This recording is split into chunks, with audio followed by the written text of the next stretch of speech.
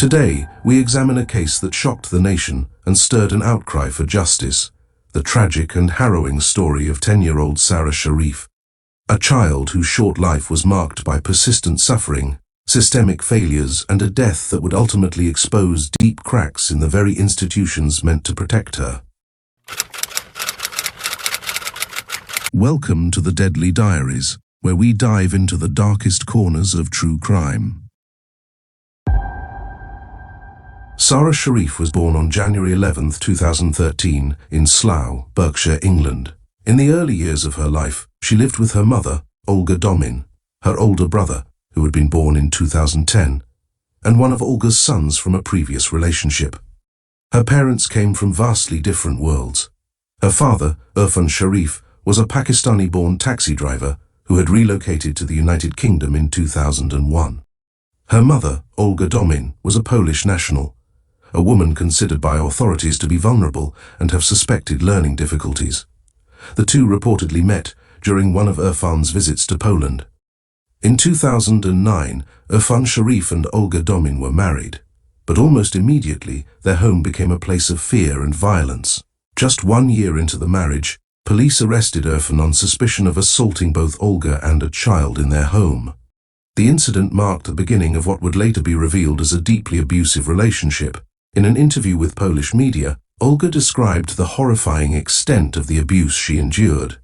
She alleged that Irfan repeatedly assaulted her, tightening a belt around her neck, locking her in rooms, and confiscating her phone in a deliberate attempt to isolate and control her. In one of the most chilling accounts, Olga claimed that Irfan poured oil over her body and attempted to set her on fire, an attack that was only stopped by the intervention of her cousin. By 2010, concerns surrounding the Sharif household had reached the attention of authorities. Surrey County Council's Children's Services began monitoring the family closely, and by the time Sara Sharif was born, hearings in the family court were already underway. At the center of these early warnings was a pattern of serious neglect and violence, particularly involving one of Sara's siblings, referred to in court as Z.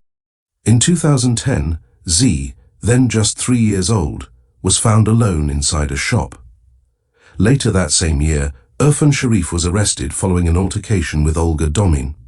During the confrontation, he struck Z, leaving a visible handprint on the child's back. Over the next 2 years, the troubling signs continued. In 2011, Z disclosed to teachers, "Daddy hit me." By the following year, the child reported that "Mummy hit me." Social services documented a disturbing pattern. Z had sustained a burn mark, and once again was discovered wandering alone in public. This time, it was Woking town centre, half a mile away from the family's home. Social workers also observed unexplained injuries not only on Z but also on another sibling, referred to in court documents as U. And even before Sara's birth, allegations of physical abuse were already accumulating, though both parents denied all wrongdoing. In 2013, yet another disturbing incident occurred. Z suffered a burn injury caused by an iron. Sara was placed under a child protection plan from birth amid concerns that both parents might pose a risk to her. After spending a week with her mother in the hospital, baby Sara was taken into foster care, with supervised visits from her parents 3 times a week.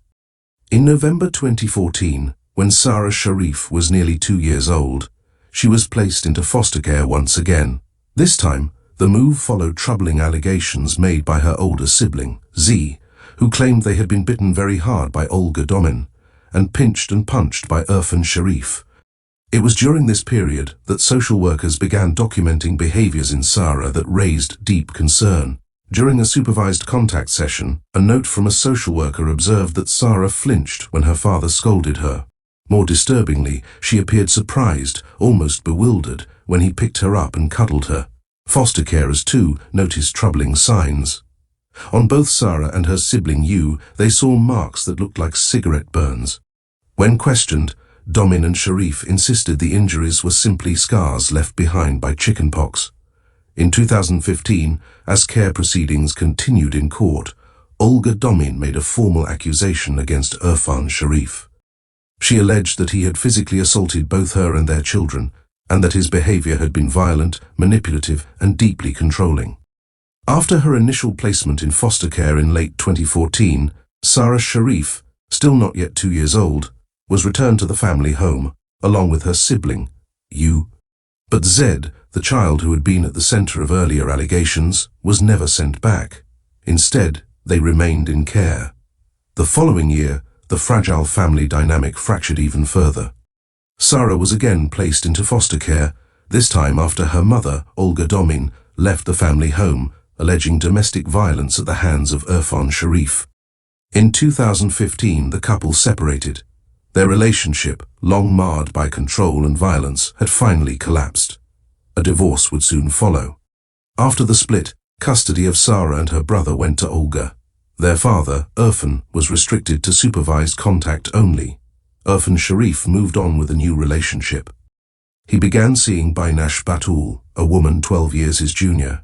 Their union, however, was not welcomed. Batul's family reacted with hostility, cutting off all contact. Her father went so far as to disown her entirely. Bainash carried her own history of trauma. As a teenager, she had endured what was described as honor-based abuse. At one point, she was forced to seek refuge in a shelter. While Irfan built a new domestic life with Batul, Sara remained with her mother. For a time, it appeared things had settled. But in the spring of 2019, a new accusation surfaced. During an Easter visit, Irfan Sharif claimed that Sara had confided in him, alleging that her mother, Olga Domin, had been violent towards her. According to family court documents, Sara Sharif made a series of deeply disturbing allegations against her mother. She claimed that Olga Domin had tried to drown her and had attempted to burn her with a lighter. Sara also stated that her mother had slapped her, pinched her, and pulled her hair. Irfan Sharif documented some of these claims in a video recording, which was later submitted to the authorities. What remains unclear, however, is whether these allegations were entirely genuine or influenced by Irfan Sharif. In October 2019, Guildford's family court ruled that Sara Sharif should return to live with her father, Irfan Sharif, and his new partner, Bainash Batul, despite Sharif's documented history of violence. Sara and her brother moved into a flat in Horsell, Woking, where they lived with Batul, the couple's 4 young children, and Irfan's brother, Faisal Malik. By the time Sara and her brother were living with Irfan Sharif and Bainash Batul full-time, the couple had expanded their family further. In January 2016, Bainash gave birth to premature female twins. Both girls were later diagnosed with autism and global developmental delay, and as they grew older, their behavior became increasingly challenging to manage. In December 2018, Irfan and Bainash welcomed a son who also faced ongoing health issues. Another son was born in July 2022. To the outside world, it quickly became evident that something was deeply wrong inside the home. Rebecca Spencer, a neighbor living directly above, later described the household as a nightmare family. She told the court she regularly heard loud banging and hysterical screaming coming from the flat below. On one occasion, when the noise escalated to what neighbor Rebecca Spencer described as fever pitch, she decided to intervene. Concerned for the family's well-being, she went to the address to ask if everything was all right. Batul responded with a hurried, "Yes, yes," before abruptly shutting the door in her face. In December 2020, Bainash Batul sent her sister photographs showing Sara with severe bruising on her arms and face. Over the following 2 years, Batul repeatedly messaged her sisters, describing how Irfan Sharif was beating the crap out of Sara, leaving the young girl covered in bruises and unable to walk. She claimed that on one occasion, Sharif forced Sara to stay up all night doing sit-ups. In another message, Batul said she had to physically push Sharif away to protect Sara from further harm. Despite these alarming accounts, neither Batul nor her sisters ever contacted the police or social services. Sara was singled out. Among all the children, she bore the worst of it. There was no evidence of violence toward her older brother, nor toward the younger siblings, even though the twins' behavior was far more challenging. Why? 2 reasons. First, Irfan Sharif and Bainash Batul cared far less for Sara. She wasn't Bainash's biological child. Second, Sara's older brother was treated differently, simply because he was a boy and she was a girl. From a very young age, Sara was treated like a skivvy, the family's unpaid servant, By the time she was 6 or 7, she was forced to do the washing, hang the clothes. She had to tidy the house. She was made to take on a major role caring for her youngest brother. Sara's class teacher, Helen Simmons, remembered a girl who didn't keep friends very easily, but also someone who loved to be on the stage. Singing and performing was her happy space. Sara was an active member of the Cool Carers Club, a group for children who take on extra responsibilities at home. Her head teacher, Jackie Chambers, described Sara as an absolute chatterbox with dreams of one day appearing on the 10 Factor. "We'll always remember her as a really confident, very smiley, full of energy little girl," Chambers said. "She was a vibrant, big character who could talk the ear off anyone who would listen." In June 2022, a teacher noticed a bruise beneath Sara's left eye. The injury was promptly recorded in the school's child protection online monitoring system. At first, Sara did not explain how she was hurt. Later, she said another child had hit her. Concerned, the teacher raised these concerns with Sara's stepmother, Bainash Batul. A week later, Sara Sharif informed school staff that he intended to homeschool Sara. Following this, Sara did not return to school until the start of the next academic year. "It was a cause for concern because it fell very much out of the blue," teacher Helen Simmons told the trial. Sara returned to school in September, beginning the new academic year. Around this time, Sara began wearing a hijab. In July 2022, a home video shown to the jury during their trial later captured Sara Sharif slapping Sara 4 times across her cheeks. Despite the hijab covering much of her head, by March 2023, Sara's teacher, Helen Simmons, noticed fresh injuries on her face. On March 10th, she observed bruises on Sara's chin and right eye. When questioned, Sara claimed she had fallen while roller skating and attempted to conceal her injuries with her headscarf. Sara later gave a different account to a safeguarding lead, prompting the school to refer the matter to social services. For the 3rd time, Surrey County Council's Children's Services became involved in Sara's case. After a 6-day investigation, the council informed the school that no further action would be taken but advised staff to continue monitoring the situation. This decision came despite the council's awareness of a long history of violence allegations within the family, including police involvement dating back to 2010. The school also documented concerning behavior from Bainash Batul. During school drop-offs, Batul was overheard using highly explicit and abusive language in Punjabi, reportedly calling children bastards, motherfuckers and whores, the court heard. This behavior was logged on the school's safeguarding system, CPOMS. On March 20th, the school contacted the children's single point of access for advice, but no formal written referral was made. Just days later, on March 28th, Sara arrived at school with another visible bruise. When questioned, Batul told Ms. Simmons that the injury had been caused by a pen. The school meticulously recorded these incidents, adding to the growing concerns surrounding Sara's welfare. In April 2023, the family moved from their cramped 2-bedroom council flat in West Byfleet to a larger semi-detached house in Woking, also owned by Surrey County Council. By this time, Faisal Malik, Sara's uncle, had been living with them for approximately 4 months and moved into the new home with them. From this point forward, Sara never returned to school. On April 17th, Sharif sent a brief email to St. Mary's Primary School, notifying them that Sara would be homeschooled with immediate effect. This email was logged on the school's safeguarding system. The school contacted the children's single point of access for advice, and were told to make a formal referral if there were concerns. Later that day, staff saw Sara at the school pickup and noted she appeared fine, despite court evidence later revealing Sharif had beaten her earlier that same day. No referral was made. After that day, Sara was never seen outside the home again. On May 25th, Bainash Batul sent a chilling message to her sister. He beat her up like crazy. Her oxygen level dropped really low. She's finding it hard to stay awake. She's breathing really, really rapidly. As summer progressed, the abuse against Sara intensified, largely hidden from the view of neighbors. In the final weeks of her life, she suffered horrific injuries, bitten, branded on her bottom with a hot iron, and suffocated with plastic bags secured tightly with packing tape. During the trial, Sharif admitted to striking Sara with a cricket bat and beating her with a white metal pole, part of a high chair. He also confessed to hitting her over the head with a mobile phone.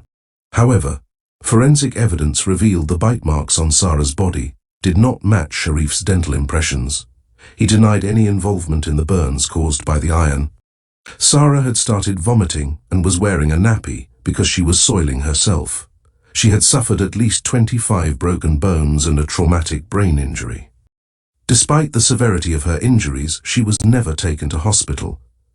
On August 6, 2023, Sara was filmed at home by Binash Batul, dancing in front of the television, appearing unharmed. Yet later that same day, Batul's lawyer disclosed that her father had beaten her once more. By Tuesday, August 8, Sara's condition deteriorated visibly. Sharif accused her of pretending to be ill and struck her again, hitting her stomach with the metal pole. Later that night, Sara's sibling, known only as You, sent a text message to a friend. "Hello. Urgent. My sister just passed away. Discovery of body and investigation." At 2:47 a.m. on August 10, 2023, Surrey police received a shocking call from Islamabad airport in Pakistan.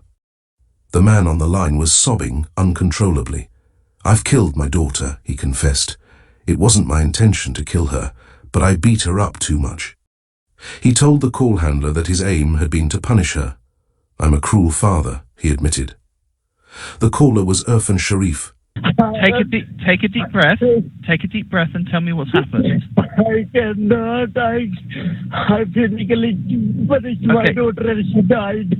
I left home in a panic. God, she is allowed at home. I need you to take a breath because I cannot understand what you're saying, okay?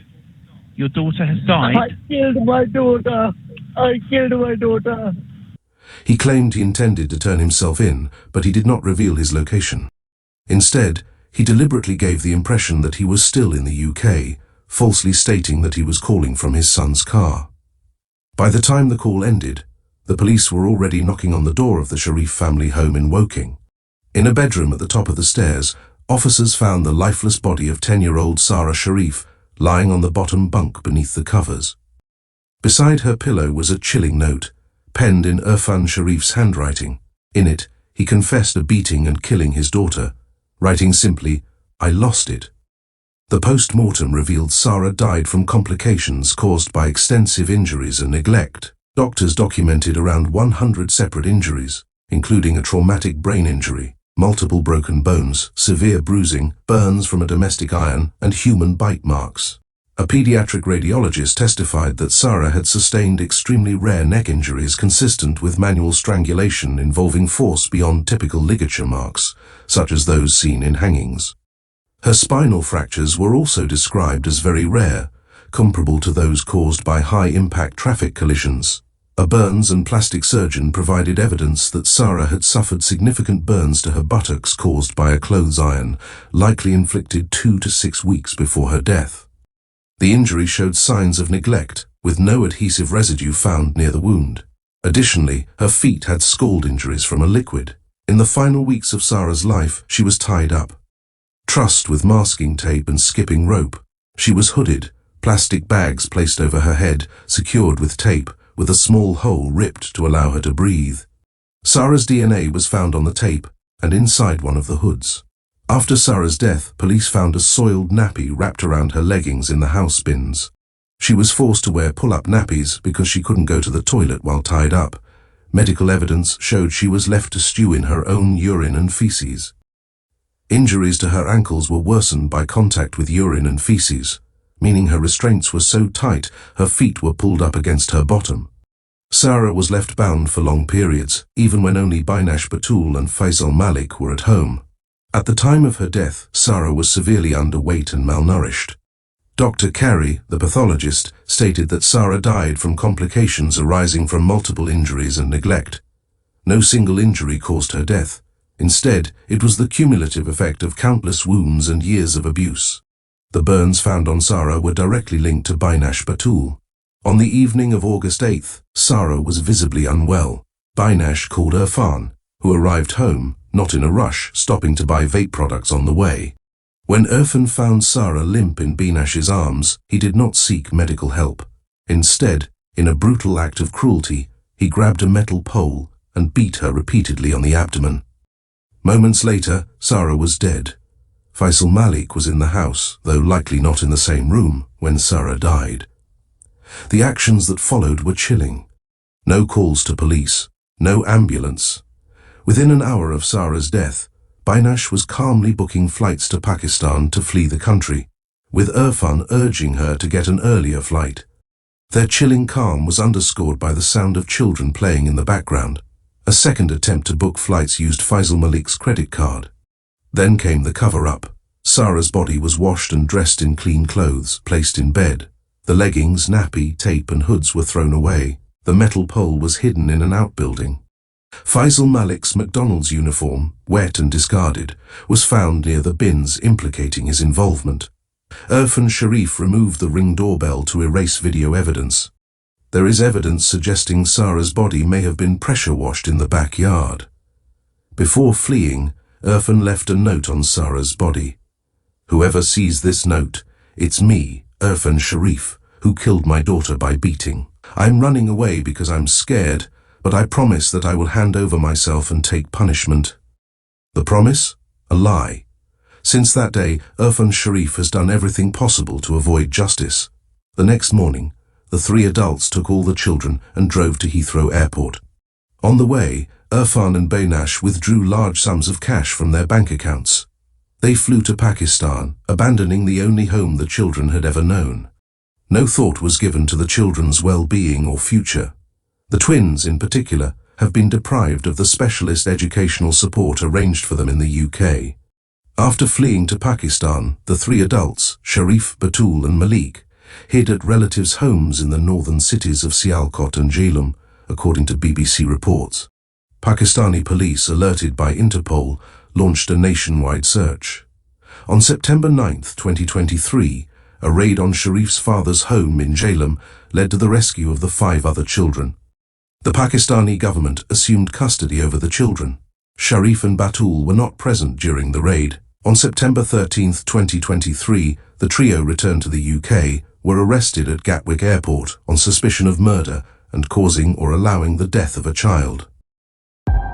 On September 14, 2023, Irfan Sharif, Bainash Batul and Faisal Malik were charged with murder and causing or allowing the death of a child. All 3 were remanded in custody and appeared before the Old Bailey, where they pleaded not guilty in December. Sharif, the only defendant to testify, initially blamed Batul but later, during the cross-examination, accepted full responsibility for Sara's death, calling himself the worst parent on the planet, though he blamed Batul for much of the abuse. Over a year later, on December 11, 2024, following a harrowing 10-week trial, Irfan Sharif and his wife Bainash Batul were found guilty of murdering 10-year-old Sara Sharif. Her uncle, Faisal Malik, was found guilty of causing or allowing her death. On 17 December, the sentences were handed down. Sharif was jailed for life with a minimum of 40 years. Batul received a life sentence with a minimum of 33 years. Malik was sentenced to 16 years in prison. Justice John Kavanagh, passing sentence, described Sara Sharif as a beautiful little girl full of personality, courage, and an unquenchable spirit who loved to sing and dance. He emphasized the severity of the abuse, stating it was no exaggeration to describe the campaign of abuse against Sara as torture. The treatment of the 10-year-old was nothing short of gruesome, with cruelty that was almost inconceivable. The judge noted that none of the defendants showed genuine remorse. Sharif's changing testimony, from blaming Batul to admitting he beat Sara but didn't intend to kill her, was dismissed as a ploy to conceal the full extent of his cruelty. Addressing Batul, Justice Kavanagh said she was willing to sacrifice Sara to keep her other children, showing a callous disregard for Sara's life. Malik, Sara's uncle, was condemned for failing to recognize the danger and taking no action to protect her. On January 1, 2025, while serving his sentence, Irfan Sharif was ambushed in his cell by 2 inmates who attacked him with a sharpened tuna can lid, slashing his throat. He sustained non-life-threatening injuries and was treated on-site before being transferred to HM Prison, Franklin Prison, under high security. Meanwhile, at HM Prison Bronzefield, Bainash Batul reportedly struck up a close friendship with Lucy Letby, the former nurse convicted of murdering 7 infants.